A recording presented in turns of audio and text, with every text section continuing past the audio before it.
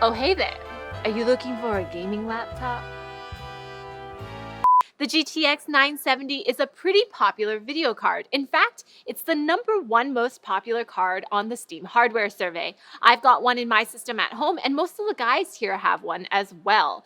So it's only natural that the manufacturers try to stuff that kind of power into their gaming notebooks, for science.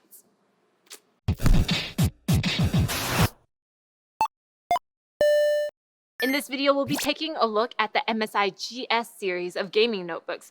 And why the GS? Well, they're basically one of the fastest and thinnest gaming notebooks you can get on the market. Sure, the GT series is a bit faster, but it's humongous. Something like the Razer Blade is thinner, but it's nowhere near as fast. And that's where the GS series come in. They offer a good balance of performance with zero throttling while still being very portable. Let's start with a physical tour. The two models we have here are the GS40 Phantom and the GS60 Ghost Pro. They have essentially the same hardware on the inside, but their main difference are the screen size and keyboards. The GS40 has a 14-inch screen and weighs just 3.7 pounds, while the GS60 has a 15.6-inch screen, an RGB keyboard with the number pad, and weighs 4.2 pounds, but it is thinner than 20 millimeters. One interesting thing about the GS60 is the cloth covering on the bottom of the laptop. It's super soft and almost like suede, and its purpose?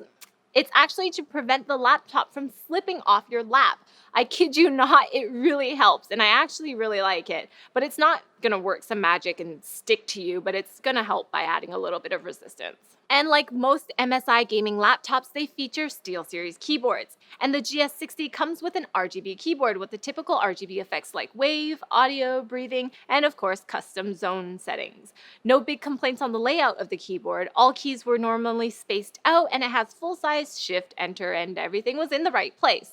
The only complaint I have is that the arrow keys on the GS40 were very tiny and squished together. But let's face it, if you're going to be gaming and using your keys, you'll want to use a mechanical keyboard anyways.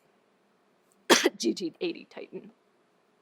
Next, both laptops also feature an ESS Sabre digital audio converter and amplifier. So for you audiophiles out there, you're getting a signal-to-noise ratio of 127 decibels and a total harmonic distortion of -120 decibel. In layman's terms, those numbers are actually better than high-end dedicated sound cards that you can get for PCs. They can even support headphones with an impedance up to 600 ohms, which we're pretty willing to believe. Anthony tried 250 ohm Bayer dynamics with it and couldn't go past 50% volume before it got too loud to bear.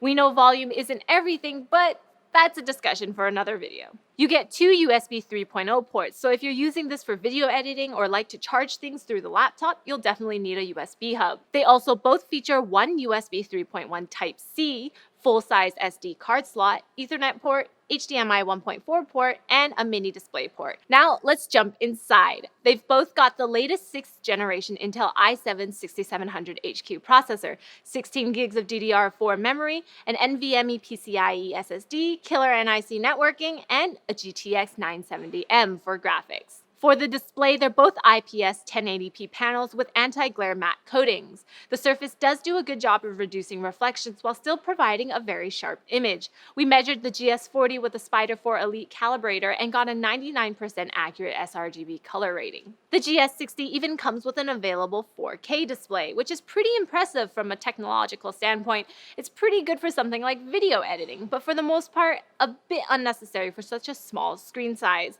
After all, with a pixel density of over 282 pixels per inch, stuff is gonna be tiny, like tiny. If you're worried about sharpness, just keep in mind that most 24-inch monitors are also 1080p, so you're already getting much better pixel density. Plus, you won't really be able to play games well at 4K with mobile graphics anyways. Now, we've already tested the Skylake processors in these laptops in a previous video, which you can watch over here, but we didn't test the graphics cards, so naturally we ran Firestrike on them a few times to get some numbers.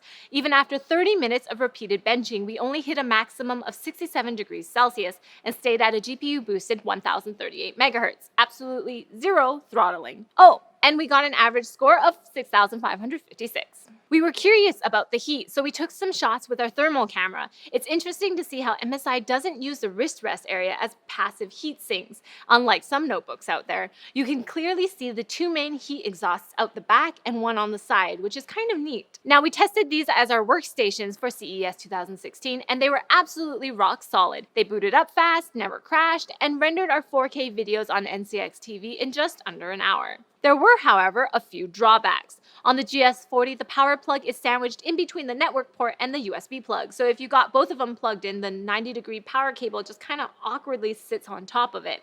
And on the GS60, the Ethernet port is on the right side, so if you have a small desk and you want to use a mouse, it gets in the way. Anthony and I both disliked the trackpads as well. It's slick, it registers your commands very accurately, but we liked having the dedicated mouse buttons. When it's built into the trackpad, you can often shift your cursor while clicking. My gaming laptop at home has a physical mouse button on the trackpad, so I got used to resting my finger on it as well while clicking, and you can't do that with this kind of trackpad since it's not sure whether you want to do a multi-finger gesture or something else, so keep that in mind. Something else to keep in mind is I noticed there's a lot of mouse acceleration, which I could not find where to turn off. It wasn't in any of the settings. So if you do find it, let me know, because that's really, I hate mouse acceleration, but it doesn't bug Anthony on his, so it's a personal preference. And none of those are real deal breakers. It's just something to keep in mind. Other than that, the GS series is an excellent model for people who want that combination of performance and size, at least until external GPUs become more popular. Personally, I loved it. It was great for photo and video editing without being a huge brick that you had to lug around while you travel with. And it's got pretty small power adapter, so that's a definite plus. Alright, that wraps up our overview of the GS series laptops. Thanks for watching, and click over here for more of our videos, or click over here for Twitter. Be sure to like and subscribe for more videos like this from NCIX.